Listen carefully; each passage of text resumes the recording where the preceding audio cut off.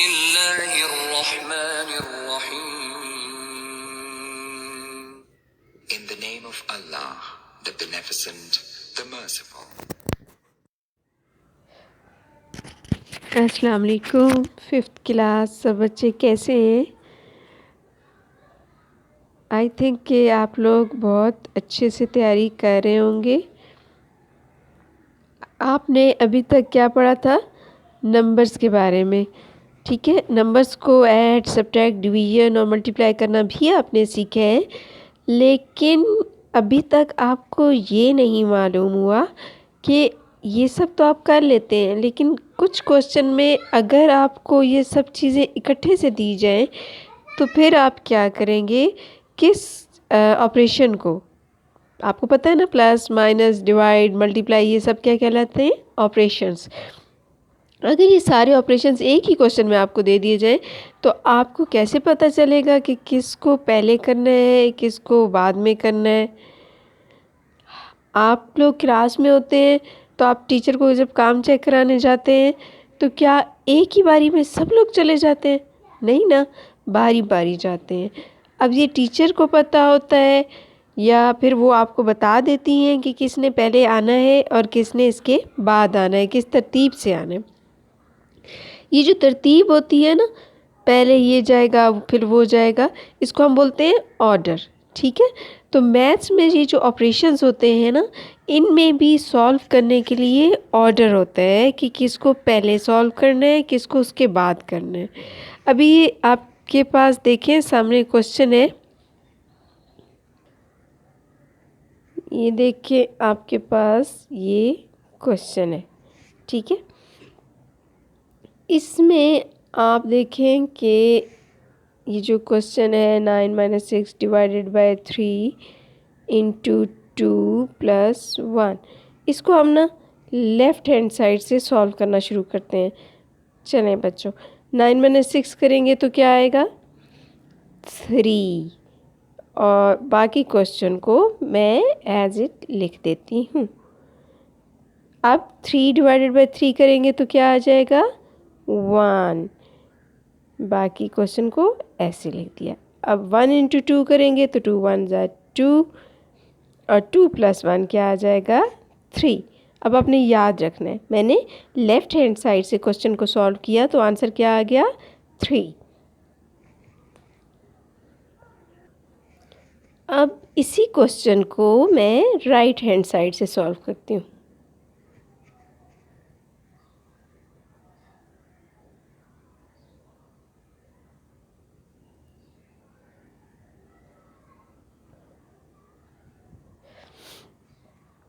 Right hand side से solve करते हैं तो क्या होता है? 2 + 1 क्या हो जाएगा?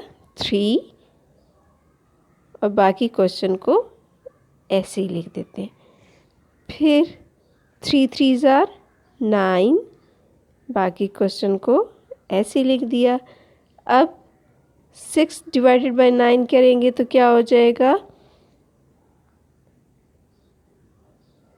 6 डिवाइडेड बाय 9 को मैं यूँ लिख लेती हूँ, और अब इसका हम एलसीएम लेंगे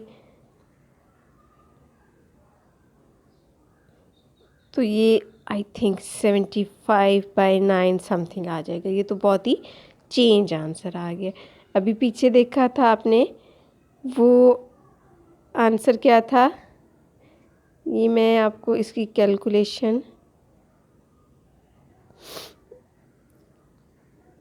3 × 3 = क्या आया था? 9, और 6 डिवाइडेड बाय 9 किया था तो 2/3, इसको मैं शॉर्ट फॉर्म में कर देती हूँ, और जब इसको हम सॉल्व करेंगे तो हमारे पास आंसर आ जाएगा 8 होल नंबर 1/3। अब आप देखें, फर्स्ट में हमने किया आंसर आया 3, सेकंड रूल से किया तो 8 एंड होल नंबर 1/3 आ गया था। अब हम एक और रूल से करते हैं। वो रूल क्या है?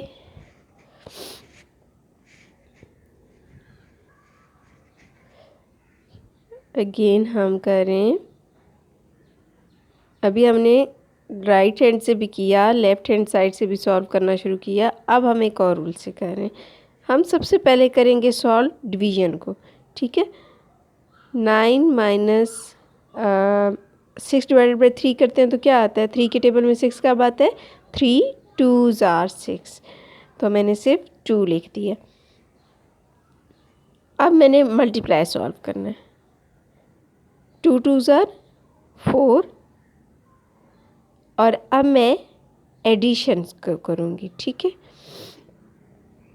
बल्कि सब्ट्रैक्शन कर लेते हैं। 9 माइनस 4 करेंगे तो 5 प्लस 1, और अब आ जाएगा एडिशन, तो आंसर आ गया 6। अब देखें, सबसे पहले हमारा आंसर क्या आया था? 3, उसके बाद आया था 8 होल नंबर 1/3, और लास्ट में हमारे पास आंसर आया 6। तो कितनी गड़बड़ हो गई है। क्वेश्चन तो वही एक ही था ना, लेकिन आंसर हमारा हर बार चेंज हो गया। इसकी क्या वजह हुई? इसकी यही वजह है कि हमने कोई तरतीब ही नहीं रखी। जब जिसका दिल किया पहले उसको कर लिया। तो ये जो ऑर्डर होता है ना, ये अगर ना हो ना तो बहुत गड़बड़ हो जाती है। ओरिजिनल आंसर ही आपके पास नहीं आएगा, हर स्टूडेंट का अपना आंसर होगा। तो इसलिए मैथ्स ने कुछ ऑर्डर्स बना दिए हैं, उन ऑर्डर्स को फॉलो करना लाजमी होता है, वरना आपका आंसर गलत हो जाता है। चलिए आज मैं आपको ऑर्डर बताती हूँ कि plus minus multiply and division में किस तरह से आपने सॉल्व करना है। सबसे पहले आपने इस रूल को याद कर लेना है, D maths rule. D maths rule में जो डी है वो किसके लिए है? डिवीज़न के लिए। एम किसके लिए है? मल्टीप्लाई के लिए। A for addition and S for subtraction. अब आपने इसी तरतीब से करना है। फर्स्ट नंबर पे क्या? डिवीज़न, सेकंड पे मल्टीप्लिकेशन, थर्ड पे एडिशन एंड फोर्थ पे सब्ट्रैक्शन। अच्छा, एक चीज़ ज़हन में रखिएगा कि ये जो एडिशन और सब्ट्रैक्शन है ना, ये बहुत ही बेस्ट फ्रेंड्स हैं। ये एक दूसरे के साथ जगह चेंज कर लेते हैं तो कोई गड़बड़ नहीं होती। लेकिन अगर डिवाइड, मल्टीप्लाई या इनके साथ डिवीज़न और एडिशन, सब्ट्रैक्शन एंड एडिशन की जगह चेंज की जाए तो बहुत बुरा हो जाता है, बिल्कुल क्वेश्चन गलत हो जाता है। ठीक है, मैंने आपको क्या बोला है? एडिशन एंड सब्ट्रैक्शन की जगह तो बदल सकती है, यानी आपकी मर्ज़ी, आप पहले माइनस कर लो, पहले प्लस कर लो, कुछ फ़र्क नहीं पड़ेगा। ये दोनों एक जैसे ही होते हैं, फ्रेंड्स होते हैं। ठीक है, तो ये माइंड नहीं करते कि आप पहले कर लो, माइनस को पहले कर लो या एडिशन को कर लो, ये माइंड नहीं करेंगे। लेकिन अगर आपने डिवीज़न और मल्टीप्लिकेशन को डिस्टर्ब कर दिया, इनमें से किसी को पहले बारी, उसके नंबर से पहले बारी दे दी, या इनसे पहले आपने इन दोनों को, एडिशन और सब्ट्रैक्शन को लाने की कोशिश की, तो ये बहुत माइंड कर जाएंगे और आपका आंसर गलत करके आपके मार्क्स 0 कर देंगे। ठीक है, अच्छा, ये तो था डी मैथ्स रूल। एक और रूल भी है, बॉडी मैथ्स रूल। ये बॉडी मैथ्स रूल क्या है? ऐसे डी मैथ्स रूल की तरह ही कुछ लग रहा है ना, वही है, लेकिन उसमें थोड़ा सा एडिशन है। अब वो एडिशन क्या, किस चीज़ की है? आपने कभी मैथ्स में ये चीज़ देखी है? इस तरह की ब्रैकेट्स होती है ना,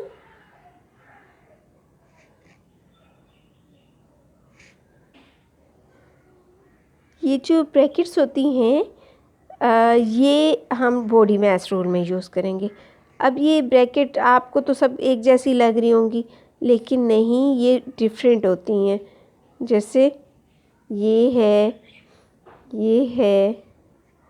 और ये, इनके नाम होते हैं। देखें, इसका नाम है पैरेंथेसिस, इसका है कर्ली ब्रैकेट,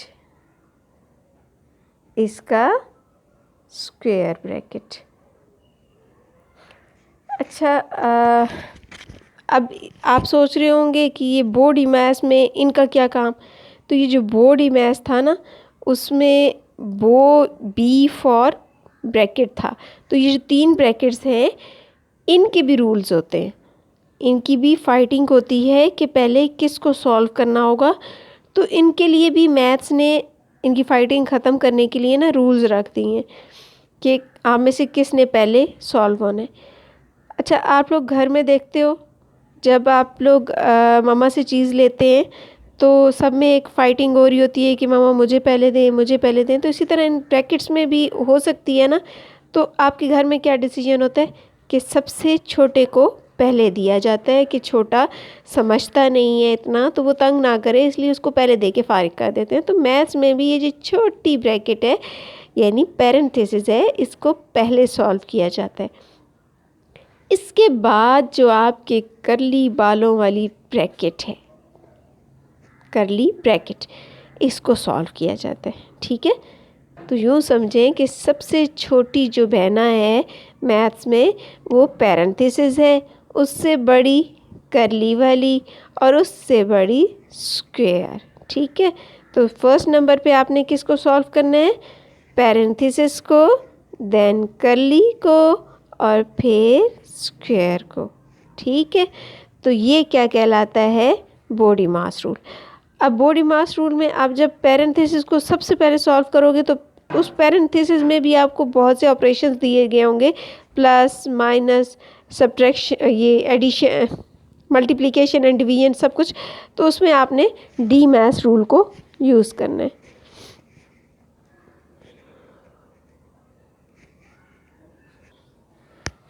जो ब्रैकेट्स होती हैं ना, इसमें ग्रुप्स में नंबर दिए गए होते हैं। ठीक है, यानी कि ब्रैकेट पैरेंथेसिस के अंदर एक ग्रुप होगा, एक करली के अंदर ग्रुप होगा, एक स्क्वायर के अंदर ग्रुप होगा।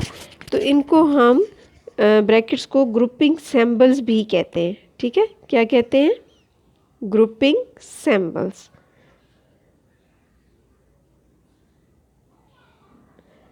चलें जी, एक्सरसाइज की तरफ चलते हैं। Exercise 1D, fill in the blanks.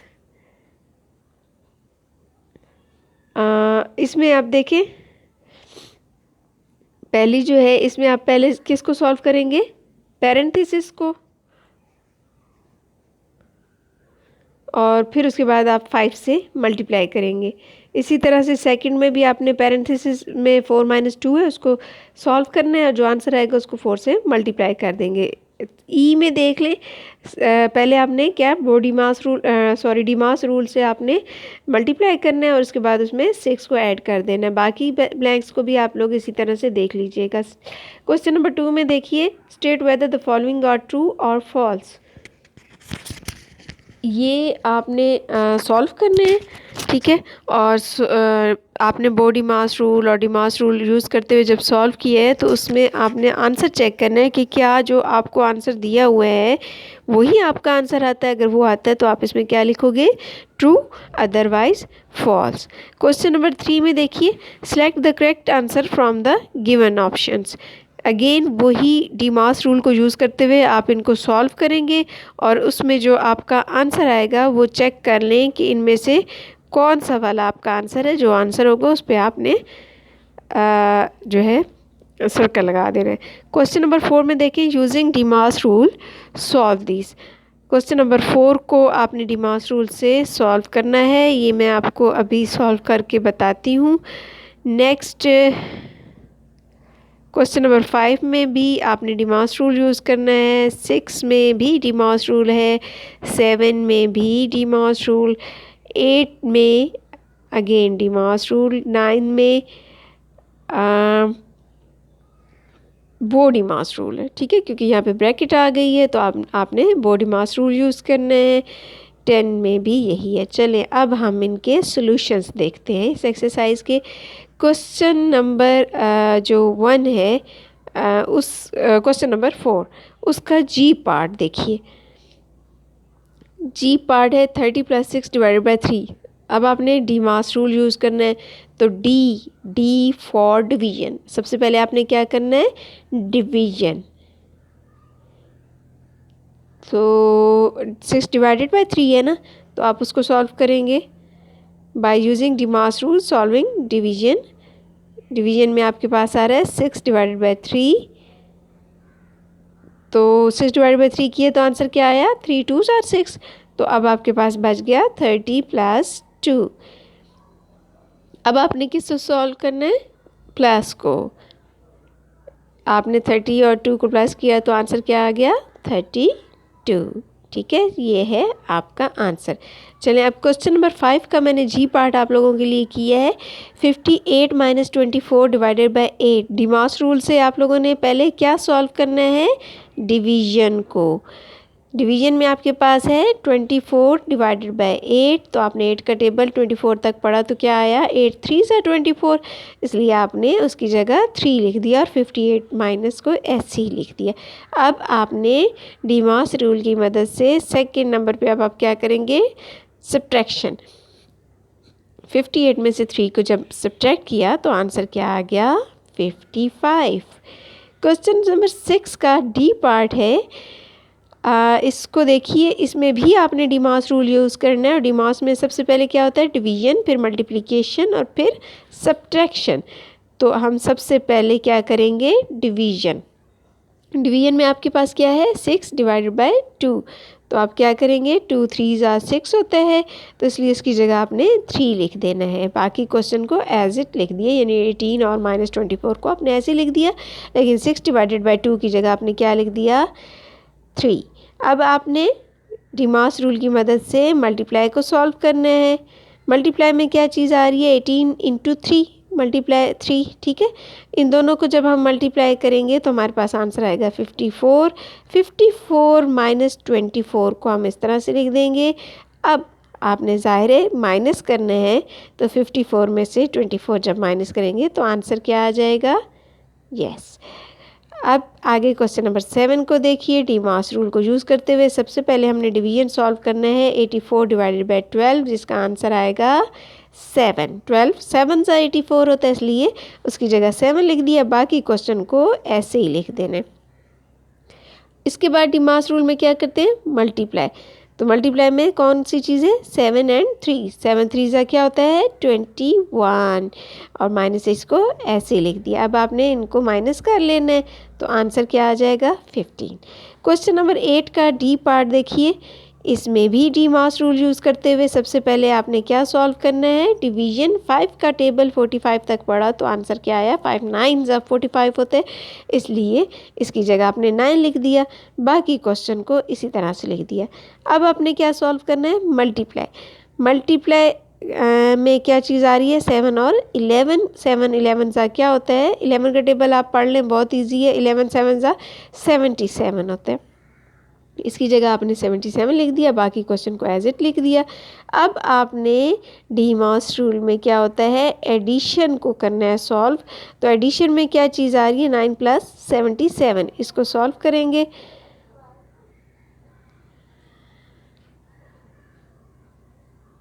(86) आ गया और -20 को ऐसे लिख दिया। 86 - 20 को अब सॉल्व किया तो आंसर आया 66। जी, क्वेश्चन नंबर 9 का सी पार्ट। ये देखिए, इसमें आ गई ब्रैकेट। अब यहाँ पे हम डिमॉस तो यूज़ करेंगे ही, लेकिन साथ ब्रैकेट को भी सॉल्व करना है, तो हम लोग क्या यूज़ करेंगे, BODMAS रूल। सबसे पहले हम लोगों ने क्या सॉल्व करना है, बी पहले होता है, इसलिए ब्रैकेट। ब्रैकेट में क्या आ रहा है, 12 + 16, यानी इन दोनों को ऐड किया तो 28, और बाहर वाला 8 मल्टीप्लाई ऐसे ही लिख दिया। अब आपने इसको मल्टीप्लाई किया तो 224 उसका आंसर आ गया। नेक्स्ट क्वेश्चन नंबर 10 है, वो बिल्कुल क्वेश्चन नंबर 9 की तरह ही है, वो आप खुद कर लीजिएगा और आई थिंक कि आपसे ईज़िली हो जाएगा। आज की क्लास में आई थिंक कि आपको भी बहुत मज़ा आया होगा। बहुत इजी एक्सरसाइज थी और मुझे पता है कि आप लोगों ने इसकी प्रैक्टिस भी अच्छी सी करनी है। ठीक है, अपना बहुत ख्याल रखिएगा। अल्लाह हाफिज़।